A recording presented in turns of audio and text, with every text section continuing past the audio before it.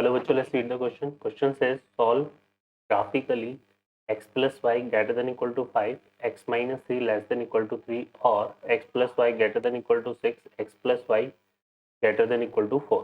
और यहाँ पे less than equal to 6 है और ये क्या है greater than equal to 4. चलिए बच्चों सॉल्व करते हैं इस क्वेश्चन को. तो इस क्वेश्चन में देखिए हमारे पास यहाँ पर क्या दिया हुआ है. हमें इसको ये जो पोर्शन बनाया हुआ है इसको हमें ग्राफिकली सॉल्व करना है. तो ग्राफिकली सॉल्व करने के लिए हम क्या करेंगे बच्चों, यहाँ पे लाइंस ले लेंगे x plus Y equal to 5. इस लाइन को हम ड्रॉ करेंगे, x plus Y equal to 5 को कंसिडर करेंगे यहाँ पे और इसको सॉल्व करते हैं. तो देखो कैसे सॉल्व करेंगे, इसमें पुट कर देते हैं हम x इक्वल टू 0. तो हमें क्या मिलेगा बच्चों, y इक्वल टू 5 और y इक्वल टू 0 पुट करेंगे तो हमें मिलेगा यहाँ पे x इक्वल टू 5. ठीक है. इसी तरह से जो सेकेंड लाइन है हमारे पास वो क्या है, x minus 3 less than equal to 3. ठीक है. तो यहाँ से तो सिंपली हमें क्लियरली पता लग रहा है कि ये कितना आएगा, x less than equal to 6 ये आ जाएगा. और उसके बाद यहाँ पे हमारे पास क्या है, x plus Y less than equal to 6 है. इसको हम पहले कंसिडर कर लेते हैं x plus Y equal to 6 और इसमें अगर x इक्वल टू 0 पुट करेंगे तो y इक्वल टू क्या मिलेगा 6 और y इक्वल टू 0 पुट करेंगे तो हमें मिलेगा x इक्वल टू 6. ठीक है. और फिर एक लाइन हमारे पास क्या है, यहाँ पे y plus greater than equal to 4 दिया हुआ है. तो इसको हम ले लेते हैं x plus Y equal to 4.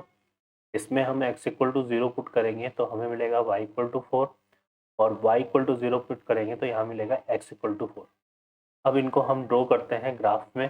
तो देखिए क्या है, कैसे क्या होता है यहाँ पे.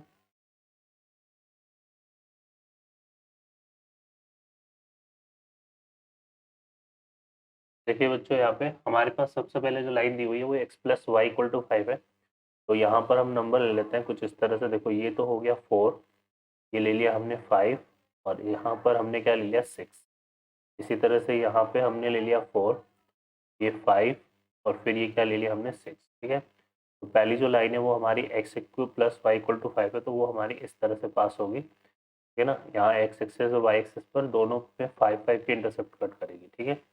तो इसके बाद हम ड्रॉ करेंगे यहाँ पर x less than equal to 6. तो x इक्वल टू 6 को हम ड्रॉ करते हैं पहले. x इक्वल टू 6 का होता है, लाइन होती है कैसी, पैरेलल टू, लाइन होती है इस तरह से पैरेलल टू, ये हो जाती है हमारी y एक्सिस. तो ये x इक्वल टू 6 होगी हमारे पास.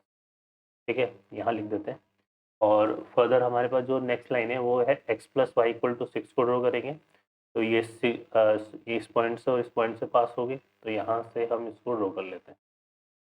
ये हमारी इस तरह से आ जाएगी. ठीक है बच्चों. और इसी तरह से x plus Y greater than equal to 4 की बात हो रही है. तो वो पहले हम x plus Y equal to 4 को ड्रॉ करेंगे तो वो हमारी इस तरह से होगी. ठीक है. अब देखो यहाँ पे हमें रीजन को कंसिडर करना है. तो जो रीजन है वो हम किस तरह से ले लेते हैं, यहाँ पर देखेंगे. तो x plus Y greater than equal to 4, अगर हम इसमें 0 0 पुट करते हैं तो यहाँ पे 0 ग्रेटर देन इक्वल टू 4 आएगा. तो 0 ग्रेटर देन इक्वल टू 4 तो ट्रू नहीं है. x की जगह 0 और y की जगह 0 पुट करेंगे तो 0 ग्रेटर देन 4 हो नहीं सकता. तो ये वाला जो रीजन है ये अपोजिट टू ओरिजिन होगा, मतलब इस तरह से होगा ये वाला रीजन. ठीक है ना. तो ये वाला हमारा क्या हो जाएगा, x plus Y greater than equal to 4. इसके बाद यहाँ पर है x plus Y less than equal to 6 है. अगर इसमें 0 0 पुट करते हैं तो 0 ग्रेटर देन 0 क्या आएगा, यहाँ पे 0 लेस देन इक्वल टू 6 जो कि ट्रू है. तो इसके केस में जो शेडेड रीजन आएगा वो ओरिजिन साइड से आएगा, मतलब ये वाला. ठीक है बच्चों, ये वाला पार्ट आएगा. और 5 के केस में क्या दिया हुआ है हमें, x plus Y greater than equal to 5. तो इसके केस में भी जो पार्ट आएगा वो अपोजिट वाला ही आएगा. ठीक है ना. इसके केस में भी जो पार्ट आएगा वो अपोजिट वाला ही आएगा, मतलब क्योंकि यहाँ 0 0 पुट करोगे तो यहाँ 0 ग्रेटर देन इक्वल टू 5 बनेगा. 0 greater than equal to 5 true नहीं है. तो इसके केस में अगर मैं बात करूँ, किसके केस में, 5 के केस में, x plus Y greater than equal to 5 के केस में, तो हमारा जो पार्ट कंसिडर होगा वो कौन सा हो जाएगा बच्चों, हमारा ये वाला पार्ट हम लेंगे इस तरह से. ठीक है. ये वाला पार्ट आ जाएगा हमारा इसके केस में x plus Y greater than equal to 5 opposite to origin. ठीक है. तो ये इस तरह से आएगा. और यहाँ क्या है हमारे पास, x less than equal to 6 है. तो x less than equal to 6 के केस में हमारे पास क्या हो गया, 0 पुट करेंगे तो यहाँ 0 लेस देन इक्वल टू 6, तो ये ओरिजिन साइड से जाएगा. तो ये इस तरह से कंसिडर। तो ये जो शेडेड रीजन है ये किसको रिप्रेजेंट कर रहा है, एक्स लेस देन। अब इसमें हम बात करें इन सबके कॉमन की, तो क्योंकि यहाँ और लगा हुआ है तो और के केस में हम यूनियन को कंसिडर करेंगे, ठीक है ना, किसको कंसिडर करेंगे, यूनियन को। तो यूनियन वाले केस में हमारे पास देखो जो पार्ट आएगा ना बच्चों, वो ये वाला आ जाएगा, ये पूरा का पूरा जो रीजन है यहाँ, ठीक है। यहाँ से ये पूरा रीजन हमारा जो है ये वाला 4 वाला भी आ जाएगा और ये वाला भी आ जाएगा। तो यहाँ पर देख लेते हैं जो शेडेड रीजन है, शेडेड रीजन वो कैसे डिस्क्राइब होगा बच्चों, वो डिस्क्राइब हो जाएगा हमारे पास कुछ इस तरह से। एक तो ये पूरा ले लेते हैं यहाँ पे, इस तरह से ये पूरा जो हमारे पास, ठीक है ना।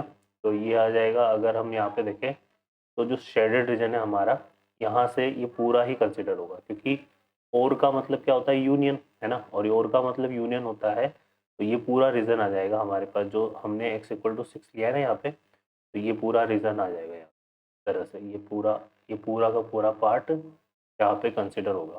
तो ये नीचे तक जाएगा आगे तक, ठीक है बच्चों। तो ये इस तरह से ये हमारा जो है कंसिडर होगा, इस तरह से इसका जो है ग्राफ ड्रॉ होगा। ओके बच्चों, I hope you understand well, best of luck, thank you.